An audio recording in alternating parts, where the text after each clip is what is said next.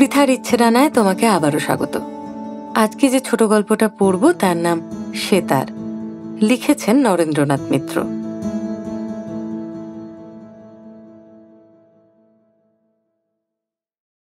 শ্বশুর শাশুড়ি উঠে যাওয়ার সঙ্গে সঙ্গে নীলিমা বসবার টুলটাকে স্বামীর বিছানার আরো কাছে এগিয়ে নিয়ে এলো। তারপর তার শীর্ণ হাতখানা নিজের হাতের মধ্যে টেনে নিয়ে বলল, একটা কথা বলবো, শুনবে? সুবিমল ম্লান একটু হাসল। কেন শুনবো না, বলো। নীলিমা বলল, আগে কথা দাও, আপত্তি করবে না, রাগ করবে না। সুবিমলের দুপাশে সাড়ে সাড়ে আরো 14-15টি বেড।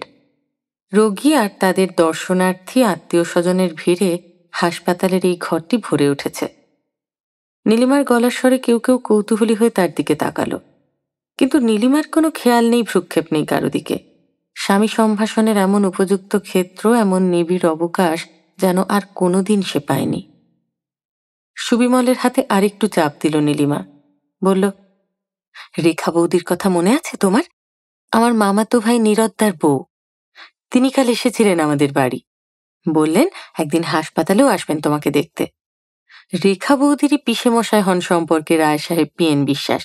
তারই ছোট ছোট দুটি নাতনিকে বিকেলে গিয়ে গান শেখাতে হবে। রেখা বৌদি বলছিলেন, আমি যা জানি তাতেই চলবে। টাকা 25 তো ওরা দেবেনি, বেশিও দিতে পারেন। সুবিমল আস্তে আস্তে বলল, কুটুম্ব স্বজনের বাড়িতে শেষ পর্যন্ত গানের মাস্টারিও গিয়ে করতে হবে তোমাকে? নীলিমা বলল, আহা, ভারী তো মাস্টারি। মাস্টারি করবার মতো গান যেন আমি জানি। আর কুটুম্বও তো খুব, মামা তো ভাইয়ের পিসে শ্বশুর। তার কাছ থেকে টাকা নিলে মহাভারত অশুদ্ধ হবে না, বরং এক হিসেবে লাভ আছে। প্রথমেই একেবারে অজানা অচেনার মধ্যে গিয়ে পড়বার ভয় নেই। সুবিমল বলল, কিন্তু বাবা মা কি রাজি হবেন? নীলিমা জবাব দিল, সেজন্য ভেবো না, সে ভার আমার উপর। একরকম নিমরাজি তারা হয়েছেন। সুবিমল বিস্মিত হল না। যে শ্বশুর শাশুড়ি বিয়ের পর মাত্র কয়েকটা মাসের জন্য পুত্রবধূকে ম্যাট্রিকুলেশন পরীক্ষাটা দিতে দেননি, ছেলের বন্ধু বান্ধবদের সঙ্গে মেলামেশায় আপত্তি করেছেন, তারাও যে আজ নীলিমাকে অর্থ উপার্জনের অনুমতি দিতে পারেন, এই কথা সুবিমলের কাছে আজ অবিশ্বাস্য মনে হল না। এই বছর দুয়েকের মধ্যে তাদের সংসারে অনেক পরিবর্তন হয়েছে। থাইসিসে আক্রান্ত হয়ে সে এসেছে যাদবপুরের এই হাসপাতালে। প্রথম বছর ফ্রি বেড মেলেনি। চিকিৎসার খরচ বাবদ মোটা টাকা লেগেছে মাসে মাসে। বুড়ো বাপ দেশি একটা মার্চেন্ট অফিসে হিসেব লেখেন। অসুখ বিসুখ দূরের কথা, সংসারের দৈনন্দিন অনেক খরচই তার হিসেবের বাইরে গিয়ে পড়ে। ইদানিং সুবিমলের চাকরি ছিল ভরসা, তাই অসুখের প্রথম ধাক্কাতেই তাকে হাত দিতে হয়েছে স্ত্রী আর পুত্রবধূর গয়নায়, হাত পাততে হয়েছে স্বজন বন্ধুদের কাছে। কিন্তু তাদের সংখ্যাও অগণ্য নয়, ধার দেওয়ার ক্ষমতারও সীমা আছে।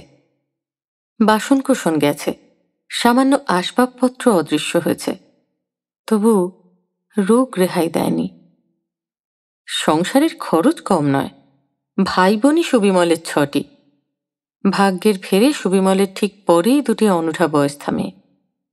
কন্যাদায়ের চিন্তা ছাড়া বাপ মায়ের আর কিছু তারা বাড়াতে পারেনি। ছেলেরা এখনো স্কুলে নিচের ক্লাসে পড়ে, তবু অনেক চেষ্টা চরিত্র ধরাধরির ফলে মাস কয়েক হলো হাসপাতালে সুবিমলের জন্য ফ্রি বেডের ব্যবস্থা হয়েছে। বড় রকমের খরচ কিছু লাগে না, কিন্তু 2-1টা ওষুধের দাম আর টুকটাক হাত খরচ বাবদ ফি মাসেই 25-30 টাকা দরকার। সুবিমল জানে এই কটি টাকা পাঠাতেও বাপের সাধ্য আর এখন নেই। কিছুকাল ধরে নিজের ব্যবস্থা নিজেই তাকে করতে হচ্ছে। কলকাতার বন্ধুদের কারো কাছে হাত পাততে আর বাকি নেই।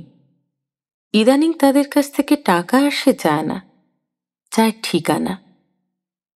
বন্ধুর বন্ধু তোষ্য বন্ধুরা সারা ভারতবর্ষ ভরে কে কোথায় আছে, কে কোথায় ভালো চাকরি করছে জানতে চায় সুবিমল। অনেকেই চিনতে পারে না, অনেকের কাছ থেকেই জবাব পাওয়া যায় না। কেউ কেউ 2-1 মাস 5-10 টাকা পাঠায়, কিন্তু তারপর হয় আর তাদের সাড়া মেলে না, না হয় অত্যন্ত হাত টানাটানির খবর আসে। এমনই 2-3খানা চিঠি স্বামীকে দেখতে এসে গতবার নীলিমার হাতে পড়েছিল। সুবিমল কিছুক্ষণ চুপ করে থেকে বলল, তাঁরা যদি রাজি থাকেন তবে আর কি। অন্যের কাছ থেকে ভিক্ষে নেওয়ার চেয়ে তোমার রোজগার আমি সহজভাবেই নিতে পারবো। নীলিমার চোখ ছলছল করে উঠল। অমন করে বলো না। স্ত্রীর সেই জলভরা চোখের দিকে তাকিয়ে সুবিমল কি যেন দেখল, তারপর কোমল কণ্ঠে বলল, মান অপমানের কথা নয়, আমি ভাবছি তোমার শরীরের কথা। সংসারের অত খাটুনির পরে আবার কি গান শেখানোর পরিশ্রম দেখে সইবে? দুদিনও তো শরীর টিকবে না তোমার। নীলিমার মনে পড়ল অফিসের কাজের পরে সুবিমল যখন টিউশনিতে বেরোতো, নীলিমা ঠিক এই ধরনের কথাই বলতো। স্বামীর স্বাস্থ্য ভেঙে যাওয়ার আশঙ্কা প্রকাশ করত নীলিমা। সেই আশঙ্কাই আজ নিষ্ঠুর সত্য হয়ে দেখা দিয়েছে। এখন সুবিমলের মুখে সেই কথা। নীলিমার স্বাস্থ্যের জন্য ঠিক তেমন ধরনের উদ্বেগ দেখা দিয়েছে স্বামীর মনে। এমন কি হয় না, নীলিমার মতো সুবিমলের এই উদ্বেগ আর আশঙ্কাও এমনই সত্যি সত্যি ফলে যায়, আর সুবিমল সঙ্গে সঙ্গে ভালো হয়ে ওঠে? তাহলে বেশ মজা হয়। তাহলে নীলিমা উপযুক্ত প্রতিশোধ নিতে পারে স্বামীর উপর। সুবিমল বলল, হাস্য যে? নীলিমা বলল, হাসি তোমার কথা শুনে, আমার আবার শরীর, তার জন্য তোমার এত ভাবনা। সুবিমল বলল, অত বিনয় ভালো নয়। তোমার শরীরের জন্য ভাববো না, তোমার মনের জন্য ভাববো না, তবে ভাববো আর পৃথিবীতে কিসের জন্য? স্ত্রীর চোখের দিকে তাকিয়ে সুবিমল একটু হাসল। নীলিমার মুখে কেমন যেন একটু ছায়া পড়ল, কিন্তু পরমুহূর্তে সেও হাসি মুখে জবাব দিল, কিছু ভেবো না, তোমার কথা আমার মনে থাকবে। কালীমোহন তবু আমতা আমতা করলেন, বললেন, লোকে কি বলবে? মনোরমা বললেন, আর সেসব যদি আমার শুভর কানে যায় তাহলে তারই বা কেমন লাগবে? অতি দুঃখে নীলিমার হাসি পেল। স্বামী, শ্বশুর, শাশুড়ি সকলের মনে সেই একই প্রশ্ন, সেই একই বিপদের আশঙ্কা। অভাব অনটন সমস্ত সংসারকে গিলে ধরেছে, কিন্তু স্থির আছে সেই অবিশ্বাস, সেই কুটিল সংশয় প্রবণতা। নীলিমা জবাব দিল, অত ভাবছেন কেন মা? আজকাল কত মেয়েই তো এমন করছে, এতে নিন্দার কিছু নেই। আর নিন্দা বন্দনার দিকে কান দেওয়ার এই কি আমাদের সময়? অন্য কোনো সময় হলে পুত্রবধূর মুখে এইসব ছাপার অক্ষরের বড় বড় কথা মনোরমা সহ্য করতেন না, কিন্তু এখন চুপ করে রইলেন। রেখাই প্রথম পরিচয় করিয়ে দেওয়ার ভার নিল। নির্দিষ্ট দিনে এসে বলল, চলো ঠাকুরজি। পায়ে পুরনো একজোড়া স্যান্ডেল, পরনে অনেক কাল আগে রং ফিকে হয়ে যাওয়া একখানা শাড়ি। রেখা তার দিকে তাকিয়ে কি যেন বলি বলি করে চুপ করে গেল। নীলিমা শ্বশুরের সামনে গিয়ে বলল, তাহলে আসি বাবা। কালীমোহনের কণ্ঠ আর্দ্র হয়ে এলো। বললেন, এসো মা। নিতান্ত দুর্ভাগ্য না হলে কুললক্ষ্মী তুমি, তোমাকে আজ বেরোতে হয় টাকার চেষ্টায়।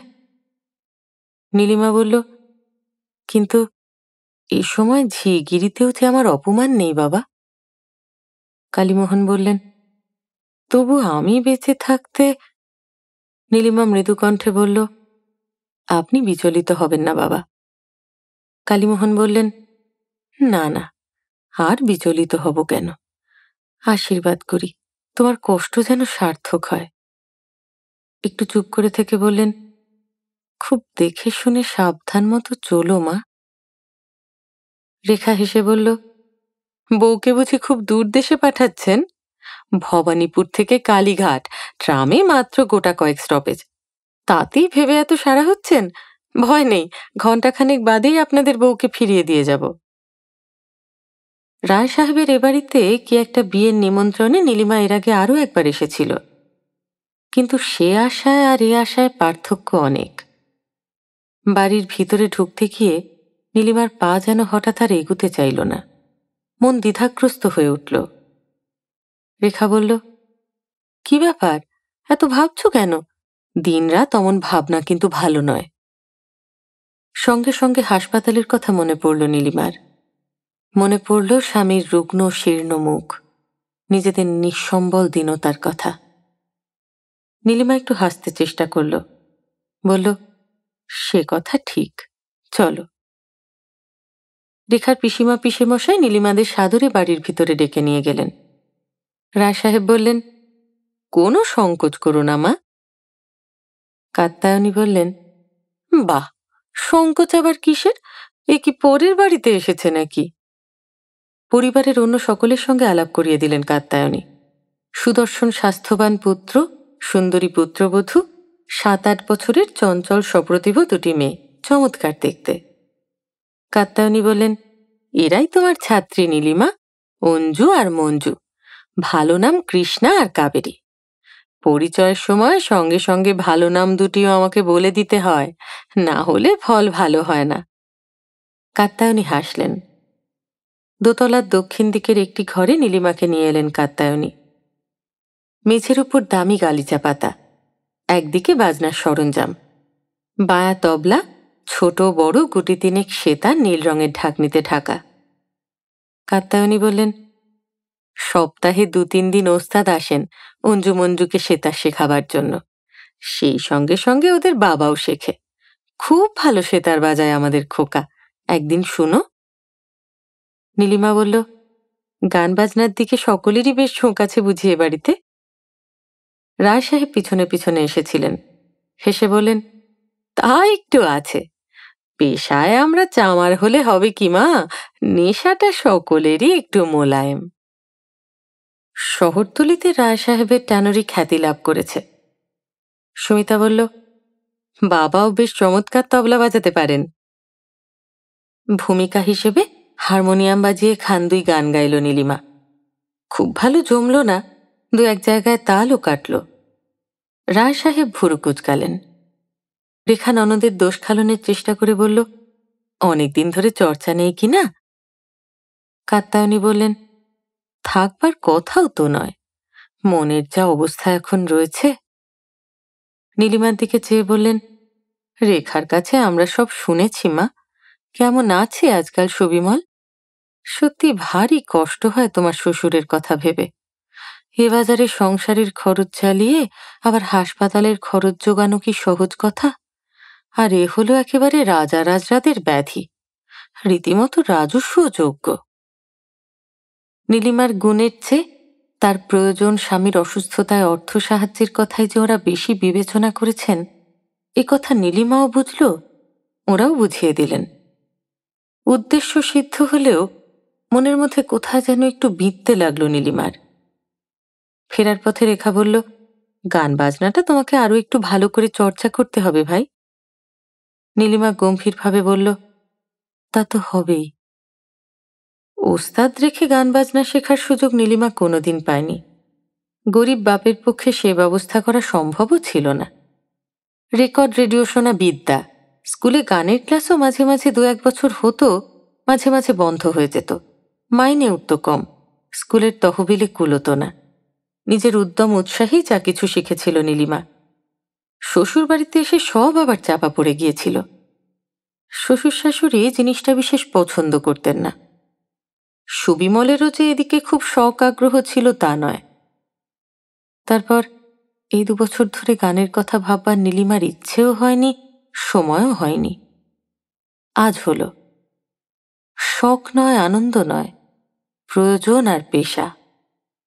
একটু অভ্যেস করে না গেলে ছাত্রীদের কাছে মান থাকবে না, এমনকি চাকরি যেতেই বা কতক্ষণ। কিন্তু চাকরি গেলে চলবে না নীলিমার, যেমন করেই হোক স্বামীর হাসপাতালের খরচ তাকে সংগ্রহ করতেই হবে। পরিচিত অর্ধপরিচিতদের কাছে আর তাকে ভিক্ষে করতে সে দেবে না, তার চেয়ে নিজে ভিক্ষে করবে সেও ভালো। বাড়ির অন্য কেউ উঠবার আগে খুব ভোরে উঠে গলা সাধতে বসে নীলিমা। দিনভর চলে সংসারের কাজ। দুপুরে কোনো কোনো দিন অবসর পেলে গানের সঙ্গে হারমোনিয়াম বাজিয়ে হাত আর গলাটাকে চোস্ত রাখে। বিদ্যাটাকে একটু ঝালিয়ে নিতে চেষ্টা করে নীলিমা। যেদিন সকাল সকাল খাওয়া দাওয়া শেষ হয়ে যায়, সেদিন রাত্রেও আসর বসে নীলিমার ঘরে। 2 ননদ শান্তি আর সুধা এসে জোটে, বলে, বৌদি আমরাও শিখব, আমাদেরও শিখিয়ে দাও ভালো করে, তারপর তোমার মতো বেরোবো টিউশনিতে, 3 গুণ টাকা আসবে ঘরে। মনোরমা মাঝে মাঝে ধমক দেন, কি যে তোরা আমোদ আহ্লাদ গান বাজনা করিস তোরাই জানিস, এত ফুর্তি যে তোদের কি দেখে আসে তাই ভাবি। বাছা আমার হাসপাতালে ভুগছে, আর বাড়িতে তোরা দিব্যি গান বাজনায় আনন্দে সোহাগে দিন কাটাচ্ছিস। যে শোনে সেই তো অবাক হয়ে যায়। বেদনায় নীলিমাও কিছুক্ষণ স্তব্ধ হয়ে থাকে। তারপর ঘরে এসে তাকায় দেওয়ালে টাঙানো স্বামীর ফটোখানার দিকে। মনে অদ্ভুত বল পায় নীলিমা, মুখে হাসির আভাস দেখা দেয়। যে যাই বলুক, কিছুতেই কিছু এসে যায় না তার। সে তো জানে এই আমোদ আহ্লাদ কিসের জন্য। তার বিদ্যা আজ কোন কাজে লাগছে, কিভাবে সার্থক হতে চলেছে সে তো জানে, সুবিমল তো জানে। ফটোখানাকে জিজ্ঞাসা করে নীলিমা, জানো তো, নাকি তুমিও জানো না? জবাব শুনবার জন্য দেওয়াল থেকে সেখানা পেরে নিয়ে এসে অধীর আবেগে নিজের ঠোঁটের উপর চেপে ধরে। রায় সাহেবের ছেলে পুরন্দর একদিন সেতার বাজিয়ে শোনালো সবাইকে। অঞ্জু বলল, আমাদের নীলমাসিও বাজাতে জানেন বাবা, সেই দিন তোমার সেতার নিয়ে। পুরন্দর বলল, তাই নাকি? আপনার যে এমন চুরি করার অভ্যেস আছে তা তো আগে বলেননি। নীলিমা লজ্জিত হয়ে বলে, বলবার মতো কিছু নয়। পুরন্দর বলল, সে কথা ঠিক, চুরি কেউ বলে কয়ে করে না, কিন্তু ধরাই যখন পড়ে গেছেন তখন তো একটু না শুনিয়ে পারবেন না। নীলিমা ভারী বিব্রত হয়ে পড়ল। বিশ্বাস করুন, সত্যি কিছু জানি না আমি। পুরন্দর নীলিমার চোখের দিকে তাকিয়ে হাসল, বলল, আপনার অতখানি অনভিজ্ঞতা বিশ্বাস করা সত্যিই শক্ত। নীলিমা বলল, সেটা আপনার বিশ্বাস করার শক্তির উপর নির্ভর করে। ছেলেবেলায় একবার শুরু করেছিলাম, তারপর আর হয়ে উঠল না। পুরন্দর বলল, বেশ তো, এবার হবে। তখন শুরু করেছিলেন, এখন শেষ করবেন। আমাদের ওস্তাদজি নারায়ণ ত্রিবেদীর সঙ্গে তো আপনারও পরিচয় হয়েছে, তার কাছেই তো শেখার ব্যবস্থাটা করে নিতে পারেন। নীলিমা বলল, একবার অবশ্য একথা আমিও ভেবেছি, সেতারের টিউশনিতে শুনেছি টাকাও বেশি পাওয়া যায়। পুরন্দর আহত হয়ে বলল, টাকা? ও, ভারী দুঃখিত, ও কথা আমার মনে ছিল না। জবাবে নীলিমা মৃদু একটু হাসল। তার নিজের মনে না থাকলে চলবে কি করে? বহু অনুরোধ উপরোধেও নীলিমা সেদিন সেতারে হাত দিল না, কিন্তু বাড়ি ফেরার পথে ট্রামে পুরন্দরের পরামর্শটা তার কেবলই মনে পড়তে লাগল। সেতার শিখবার সত্যি ভারী স্বাদ ছিল তখন। কিছুদিনের জন্য শৌখিন অল্প বয়সী স্বামী স্ত্রী নীলিমাদের বাড়ির একতলায় দুখানা ঘর ভাড়া নিয়েছিলেন। তাঁদের ছিল একটি সেতার। নীলিমা সেই বউটির কাছে সবে শিখতে শুরু করেছিল, হঠাৎ একদিন ওদের সঙ্গে কলের জল নিয়ে দারুণ ঝগড়া হয়ে গেল নীলিমাদের। তাঁরাও রাগ করে বাড়ি ছেড়ে দিয়ে কোথায় যেন চলে গেলেন। তারপর নীলিমা অনেক চেষ্টা করেছে সেতার শেখার জন্য, কিন্তু কিছুতেই সুযোগ হয়ে ওঠেনি। মা অসুখে পড়লেন, বাবার পুরনো ভালো চাকরিটা গেল, কম মাইনের নতুন এক অফিসে ঢুকতে হলো তাকে। সেতারের কথা কি করে আর মনে রাখে নীলিমা? ছাত্রীদের গান শেখাতে এসে আবার চোখে পড়ল সেই সেতার। বাজাতে দেখল অঞ্জু মঞ্জুকে। কয়েকদিন রইল লোভ সম্বরণ করে, শেষে একদিন হাত দিয়ে বসল যন্ত্রে। আঙুলের ছোঁয়ায় ঝংকার দিয়ে উঠল তার। তার চেয়েও বেশি ঝংকার লাগল নীলিমার হৃদয়ে। কৃষ্ণা আর কাবেরী উদ্বেলিত হয়ে উঠল। উমা, দেখো এসে নীলমাসি। সেতার রেখে নীলিমা তাড়াতাড়ি ঠোঁটে আঙুল ছোঁয়ালো। চুপ চুপ। মাঝখানে 2-3 দিন গিয়ে স্বামীর সঙ্গে দেখা করে এলো নীলিমা। তারপর নতুন ইংরেজি মাসের 1 তারিখে গিয়ে বলল, হাত পাতো। সুবিমল অনুমান করল জিনিসটা, তবু বলল, হাত কি আজ এই প্রথম পাতব? নীলিমা বলল, প্রথম ছাড়া কি? তোমরা কি কিছু পাততে জানো? হৃদয়ও আমরা পাতি, হাতও আমরা পাতি। 3খানা নতুন 10 টাকার নোট ব্লাউজের ভিতর থেকে বের করে স্বামীর হাতে নীলিমা গুঁজে দিল। আঙুলে আঙুলে মেশামেশি করে রইল খানিকক্ষণ। ঝংকারটা সেতারের চেয়ে কম হল না। নীলিমা বলল, পুরস্কার দেবে না? সুবিমল বলল, দেব।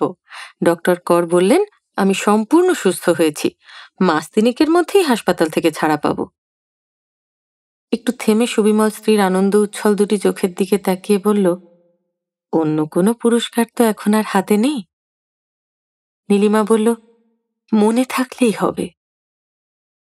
প্রথম প্রথম কিছুদিন 12-13 বছরের দেওর সুকোমল আসত নীলিমার সঙ্গে। রায় সাহেবের বাড়ির কাছাকাছি এসে ফিরে যেত। ফেরার পথে আবার এসে দাঁড়াতো ট্রাম স্টপেজের কাছে। দিন কয়েকের পরে নীলিমা তাকে রেহাই দিল। বলল, থাক, আর তোমাকে পথ দেখাতে হবে না সুকু, তুমি তোমার পড়া করো গিয়ে। সুকু বলল, ভয় করবে না তো বৌদি? হারিয়ে যাবে না তো? নীলিমা সস্নেহে দেওরের গাল দুটি টিপে জবাব দিয়েছিল, না গো না, হারাই যদি, খুঁজবার লোক তো আমার রইল। গান শিখিয়ে ফেরবার সময় নীলিমাকে পুরন্দরাজ বড় রাস্তার মোড় পর্যন্ত এগিয়ে দিল। বলল, ত্রিবেদীজিকে আমি বলেছিলাম, তিনি রাজি হয়েছেন। নীলিমা একটু হাসল। কিন্তু আমি যে রাজি হব এ কথা আপনি কি করে জানলেন? পুরন্দর বলল, রাজি হলেই তো লাভ, না হয়ে লাভ কি? নীলিমা বলল, আপাতত দেখছি তো লোকসান, অত গুরুদক্ষিণা কোথায় পাব? পুরন্দর বলতে যাচ্ছিল, সেজন্য ভাববেন না। কথাটা তাড়াতাড়ি বদলে নিয়ে বলল, সকলের কাছ থেকে দক্ষিণা তিনি নেন না, তাছাড়া আপনার কথা আমি তাকে সব বলেওছি। নীলিমা বলল, কিন্তু যেখানে গুরু হয়ে যাচ্ছি সেখানে শিষ্য হয়ে গেলে ছাত্রীদের কাছে মান যাবে যে। পুরন্দর বলল, ছাত্রীদের বাড়িতে কেন? আপনাকে একেবারে খুদ গুরুপাঠে নিয়ে গিয়ে উপস্থিত করব, তাহলে তো আর কোনো আপত্তি থাকবে না। নীলিমা ট্রামে উঠতে উঠতে বলল, আচ্ছা, ভেবে দেখব আপনার কথা। পুরন্দর বলল, আমার পক্ষে এইটুকু আশ্বাসই যথেষ্ট। নীলিমা ভালো করে ভেবে দেখল, এই সুযোগে সেতারটা শিখে নিতে পারলে সত্যিই মন্দ হয় না। বাজনা জানা থাকলে টিউশনিতে আরো বেশি টাকা পাওয়া যায়। আর টাকার তো এখনো কত দরকার। সংসারেও কিছু দিতে হবে, না হলে শ্বশুর কি মনে করবেন? স্বামী যদি উপার্জনের সমস্ত টাকা তার জন্য ব্যয় করতেন, তখন শ্বশুর শাশুড়ি যা ভাবতেন এখনো প্রায় তাই ভাববেন। তাছাড়া 3 মাস পরে হাসপাতাল থেকে ছাড়া পেলে সুবিমলকে কি কলকাতার এই বদ্ধ গলির মধ্যে ভরে রাখবে নাকি নীলিমা? অন্তত 2-1 মাসের জন্য ভালো কোনো স্বাস্থ্যকর জায়গায় পাঠিয়ে দেবে। আর সেই চেঞ্জের টাকা এইভাবেই সংগ্রহ করতে হবে নীলিমাকে। কেবল গলায় আর হারমোনিয়ামে সে টাকা উঠবে না, তার জন্য সেতারও দরকার। নারায়ণ ত্রিবেদীর বয়স 60-এর কাছাকাছি। বয়সের অনুপাতে শরীর বেশ শক্তই আছে। হিন্দুস্থানি ব্রাহ্মণ, ঋজু উন্নত চেহারা, মুখে শান্ত প্রসন্নতা। শোনা যায় অনেক শোকতাপ পেয়েছেন জীবনে। পুত্র কন্যার অকাল মৃত্যু হয়েছে। নিরুদ্দিষ্টা স্ত্রী সম্বন্ধেও নানা রকম কিংবদন্তি আছে, কিন্তু সেই ইতিহাস লোকের চোখের সামনে তিনি ধরে রাখেননি। নিজের অন্তরের মধ্যেই তা তিনি প্রচ্ছন্ন রেখেছেন। মাঝে মাঝে গভীর রাত্রে সেতারের আলাপে কেবল তার আভাস পাওয়া যায়, অন্য কোনো আলাপ আলোচনায় তা ধরা যায় না। প্রৌঢ়া একটি বাল বিধবা বোনকে নিয়ে তিনি থাকেন হরিশ চ্যাটার্জি স্ট্রিটের পুরনো একতলা একখানা বাড়িতে। পুরন্দর নীলিমাকে একদিন বিকেলে সেখানে নিয়ে এলো। নীলিমা পা ছুঁয়ে প্রণাম করলে ত্রিবেদী স্মিত মুখে আশীর্বাদ জানালেন। বললেন, কোনো ভাবনা নেই, সব তিনি শুনেছেন। নীলিমা বিদ্যাভ্যাস আরম্ভ করল। টিউশনিতে যাবার আগে এখানে আসে। কিছুক্ষণ বসে বসে বাজায়, ত্রিবেদী চেয়ে চেয়ে দেখেন। মাঝে মাঝে কেবল হেসে মাথা নাড়েন, হল না। অদ্ভুত ধৈর্য, কোনো বিরক্তি নেই, তিরস্কার ভৎসনার আভাস নেই। এমন সহিষ্ণুতা সাধারণত দেখা যায় না। কিন্তু ধৈর্য নেই নীলিমার নিজের। প্রায় প্রশ্ন করে, আর কতদিন বাকি, কতদিনে অন্তত কাজ চালাবার মতো বিদ্যেটা আয়ত্তে আসবে, টাকা রোজগার করতে পারবে ছাত্রছাত্রীকে শিখিয়ে। ত্রিবেদী হাসেন, বলেন, যা আনন্দের জিনিস তাকে তুমি এত তাড়াতাড়ি প্রয়োজনে লাগাতে চাইছ? আনন্দকে ছাপিয়ে প্রয়োজন তো একদিন বড় হয়ে উঠবেই, কিন্তু তা আজই কেন? নীলিমা চুপ করে থাকে, তিরস্কারের জন্য দুঃখ করে না। ত্রিবেদী কি করে বুঝবেন তার প্রয়োজনের কথা, যার সঙ্গে আনন্দের কোনো ভেদ নেই, কিংবা যা আনন্দের চেয়েও অনেক বড়। অনেক ইতস্তত করে নীলিমা কিছু টাকা ধার চাইল পুরন্দরের কাছে, একটা সেতার কিনবে বলে, পরে শোধ করবে। পুরন্দর জবাব দিল, ভুল করেছেন, আমি মহাজন নই, নিতান্তই অভাজন মাত্র। টাকা নেই, তবে একটা জিনিস আছে, সেটা ধার দিলেও দিতে পারি। বলি পুরন্দর একটু হাসল। নীলিমা শঙ্কিত হয়ে উঠল, পাছে পুরন্দর বেফাঁস কিছু বলে ফেলে। পুরন্দর তার বিবর্ণ মুখের দিকে চেয়ে বলল, ভয় করবেন না, হৃদয় নয়, তেমন বাজে অকেজো জিনিস রাখবার মতো বাড়তি জায়গা আপনার নেই তা জানি, সেসব কিছু নয়। আমার সেতারটাই নিন, আপনার কাজে লাগবে। নীলিমা কিছুক্ষণ মুখ নিচু করে রইল, তারপর বলল, আচ্ছা। কিন্তু এরপর টিউশনি রাখতে আর সাহস করল না নীলিমা। ইতিমধ্যে আরো দুটি টিউশনির খোঁজ এসেছিল, নিজেই একটু অগ্রসর হয়ে সে দুটিকে নিয়ে নিল। কিন্তু সেতারটা পুরন্দরকে ফিরিয়ে দিতে চক্ষু লজ্জায় বাঁধল, সেটা রয়ে গেল নিজের কাছেই। নীলিমা সুবিমলকে গিয়ে একদিন বলে এলো তার চেঞ্জের পরিকল্পনার কথা। সুবিমল হেসে বলল, বেশ তো। না, বেশ তো নয়, সুবিমলকে সত্যি সত্যি নীলিমা দেখিয়ে দেবে তার সাধ্যের সীমা কতখানি। খুঁজে খুঁজে নীলিমা সেতারের টিউশনে নিল, চেষ্টা করল রেডিওতে। প্রোগ্রাম ডিরেক্টর বললেন, কিন্তু আমরা তো নতুন শিক্ষার্থীদের তেমন সুযোগ দিতে পারি না, টাকা দেওয়াও সম্ভব হয়ে ওঠে না। নীলিমা অম্লান মুখে বলল, কিন্তু আমার কথা শুনলে আপনি না করতে পারবেন না। প্রোগ্রাম ডিরেক্টর শুনলেন এবং সত্যি আর না করলেন না। অদ্ভুত উত্তেজনায় পেয়ে বসল নীলিমাকে। স্বামীর জন্য শুধু হাসপাতালের খরচই নয়, তার চেঞ্জের টাকাও সংগ্রহ করতে হবে। যত্রতত্র সে গান শেখাতে লাগলো। সেতার শেখাতে গিয়ে কোনো কোনো জায়গায় অপদস্থও হলো, তবু হটল না। নারায়ণ ত্রিবেদী বললেন, অত অধীর হয়েও না মা, অকালে শক্তির অমন অপচয় করো না, তাকে সঞ্চয় করো নিজের মধ্যে, ভবিষ্যতেও তার প্রয়োজন হবে। 3 মাসের পর আরো 2 মাস গেল। তারপর সুবিমলের সত্যি ছাড়া পাবার দিন এলো, 2টি দিন মাত্র মধ্যে। এদিকে 100 টাকার মতো প্রায় জমিয়ে তুলেছে নীলিমা, আর 25টা টাকা হলে সংখ্যা পূর্ণ হয়। আপাতত এতেই হবে। সুবিমল বাড়ি এলে টাকার তোড়াটা তাকে উপহার দেবে নীলিমা, বলবে, দেখো পেরেছি কিনা। 25টি টাকার কথা ভাবছে নীলিমা, এই সময় আমন্ত্রণের চিঠি নিয়ে এলো উত্তর কলকাতার একদল ছেলে। রংমহল থিয়েটার হল ভাড়া নিয়ে তারা এক জলসার আয়োজন করেছে। টাকাটা যাবে বন্যাপীড়িত দুর্গত সেবার তহবিলে। শহরের বড় বড় সব শিল্পীরা আসবেন, তাদের সঙ্গে নীলিমারও ডাক পড়েছে।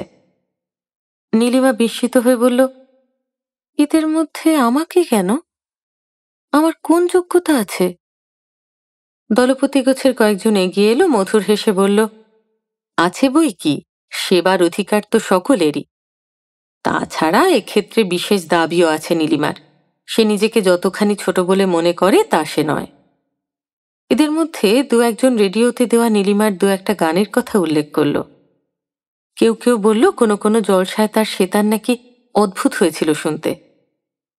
অদ্ভুত? হ্যাঁ, অদ্ভুতই লাগলো নীলিমার। প্রথম প্রথম স্বামীর রোগের কথা শুনে লোকে তাকে অনুকম্পা করে টাকা দিয়েছে। মাঝে মাঝে একটু খোঁচা লাগতো মনে, ক্রমে সেইটাই তার অভ্যেস হয়ে এসেছিল। যেখানে এরকম বিশেষ পক্ষপাতিত্ব তার জুটত না, নৈপুণ্যের অভাব দেখে লোকে তাকে তুচ্ছ করত, অনাদর করত, সেসব জায়গায় নীলিমায় শতপ্রবৃত্ত হয়ে এসে তাদের স্মরণ করিয়ে দিত, বিদ্যায় তার দীনতা থাকলে কি হবে, অন্তরে সে সমৃদ্ধ। সে টাকা তুলছে দুস্থ যক্ষারোগগ্রস্ত স্বামীর জন্য, নিঃস্ব অর্ধভুক্ত পরিবারের জন্য। তাতে টাকাও আসত, নিজের শিল্পকুশলতার অভাবের জন্য ক্ষোভ এবং গ্লানিও কম হতো। মাঝে মাঝে উপরি পাওয়া হিসেবে কোনো কোনো জায়গা থেকে প্রশংসা অবশ্য এসেছে। কোনো কোনো মুহূর্তে গুনগুন করে গাওয়া পরিচিত গানের একটি কলি মনকে আচমকা দোলা দিয়ে গেছে। মনে হয়েছে এর সঙ্গে আর কিছুর তুলনা হয় না, সমস্ত কর্তব্য এর কাছে মিথ্যে, সকল উদ্দেশ্য এর কাছে অর্থহীন। কিন্তু মনের এই মোহকে নীলিমা বেশিক্ষণ প্রশ্রয় দেয়নি। আদর্শের পথে, কর্তব্যের পথে বাধা বলে বর্জন করেছে। তাছাড়া শুধু আদর্শ আর কর্তব্যই তো নয়, হৃদয়ের দাবি, প্রেমের দাবি তার মনকে সবসময় আচ্ছন্ন করে রেখেছে, কিছুতেই অন্যমনস্ক হতে দেয়নি। কিন্তু আজ যখন ছোট হৃদয়ের আর ক্ষমতার মাপে মাপা ক্ষুদ্র সিদ্ধি তার করায়ত্ত প্রায়, তখন আহ্বান এলো বৃহত্তর জগতের। এলো সার্থকতার নতুন অর্থ, মহত্তর সম্ভাবনা। নীলিমা শুনল তার কৃতিত্ব আছে, নৈপুণ্য আছে। তার গান অনেকের সত্যি সত্যি ভালো লেগেছে। তার সেতার অনুরণন জাগিয়েছে অনেকের মনেই। আর শুধু তাই নয়, তার এই দক্ষতা আরো বড় কাজে লাগছে, ব্যাপকতর সেবায় ব্যয়িত হওয়ার জন্য অপেক্ষা করছে। সেখানে আসবেন দেশের বড় বড় শিল্পী, যাদের অনেকের সে কেবল নামমাত্র শুনেছে। তাদের সে আজ সচক্ষে দেখবে, গান শুনবে, গান শোনাবে। উদ্যোক্তাদের কাছে সবিনয় সম্মতি জানালো নীলিমা। বলল, তার যোগ্যতা যদি সত্যিই কিছু থাকে তবে তা দেশের কাজে লেগে ধন্য হোক। সুবিমল কাল বাড়ি আসবে। এক হাতে নীলিমা ঘর গোছালো, ঘর সাজালো, কিন্তু আর এক হাত রইল তার সেতারের তারে।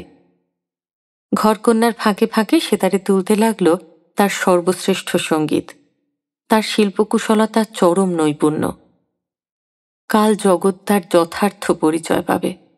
সে ছোট নয়, দীন নয়, অকৃতার্থ নয়। পরদিন খানিকটা বেলা হতে না হতেই সুবিমল এসে পৌঁছল। বাড়িতে তার আগে থেকেই উৎসব শুরু হয়েছে। ভাই বোনদের ছোটাছুটির অন্ত নেই। বাপ এলেন, রুক্ষ কঠিন তার মুখ, কিন্তু ভিতরের আনন্দ তবু যেন চাপা থাকছে না। মা এলেন গৃহদেবতা নারায়ণের আশীর্বাদ নিয়ে। মনের আনন্দ চোখের জলে টলটল করছে। প্রতিবেশীরা এসে খোঁজ নিয়ে গেলেন, কাছের বন্ধুরা খবর পেয়ে দেখা করতে এলো। এক ফাঁকে নীলিমাকে নির্জনে পেল সুবিমল। বলল, সবচেয়ে তোমার কৃতিত্ব বেশি। নীলিমা বলল, আস্তে, কেউ শুনে ফেলবে। সুবিমল হাসল, কারো যেন শোনার বাকি আছে। তারপর তোমার সেই টাকার তোড়া কই, সেই চেঞ্জে পাঠাবার তোড়া? মন্ত্রগুপ্তি ঠিকমতো রাখতে পারেনি নীলিমা। হাসপাতালে একদিন কথায় কথায় খুশির ঢেউয়ে গোপন কথা ভেসে এসেছে। নীলিমা মুখ প্লান করে বলল, তোড়া পূর্ণ হয়নি, গোটা 25 টাকা কম আছে। সুবিমল হাসল, মাত্র? কিন্তু তোড়া পূরণ করবার জন্য 25 টাকার চেয়েও বেশি দামি জিনিস এখানে আছে বলে আমার বিশ্বাস।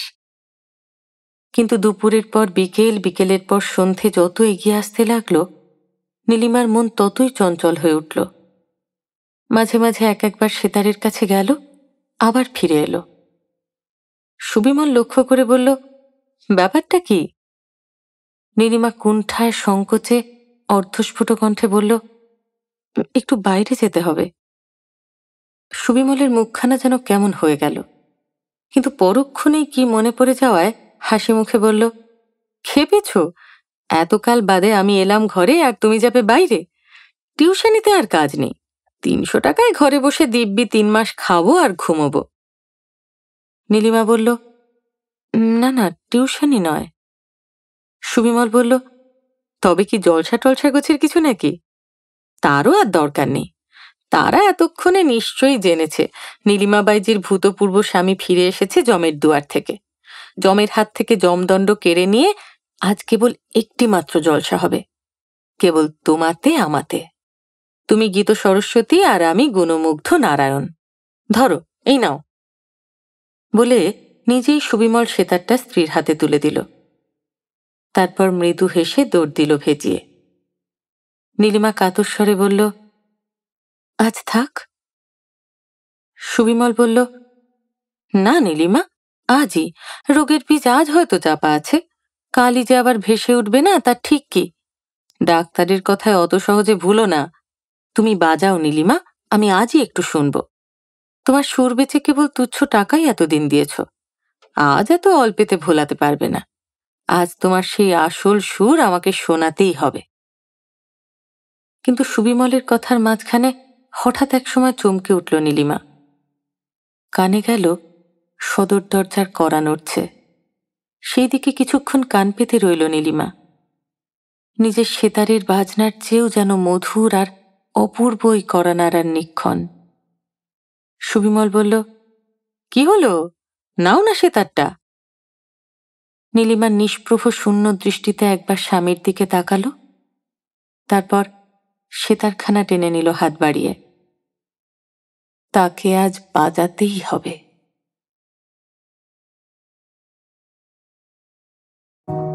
নীলিমা তার স্বামীকে সুস্থ করতে যন্ত্রের মতো যে যন্ত্রকে এতদিন বাজিয়ে এসেছিল, আজ তাতে হয়তো প্রাণ প্রতিষ্ঠার দিন ছিল।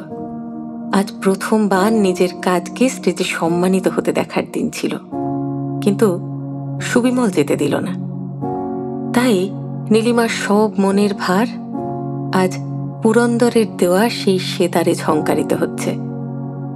আর তাতে বেজে উঠছে হয়তো এমনই কোনো সুর। আমি হৃদয়ের কথা বলিতে ব্যাকুল, শুধাইল না কেহ। আমি হৃদয়ের কথা বলিতে ব্যাকুল, শুধাইল না কেহ। সে তো এলো না, সে তো এলো না, সে তো এলো না, যারে সপিলাম এই প্রাণ মন দেহ। আমি হৃদয়ের কথা বলিতে ব্যাকুল, শুধাইল না কেহ। আমি হৃদয়ের কথা বলিতে ব্যাকুল, শুধাইল না কেহ।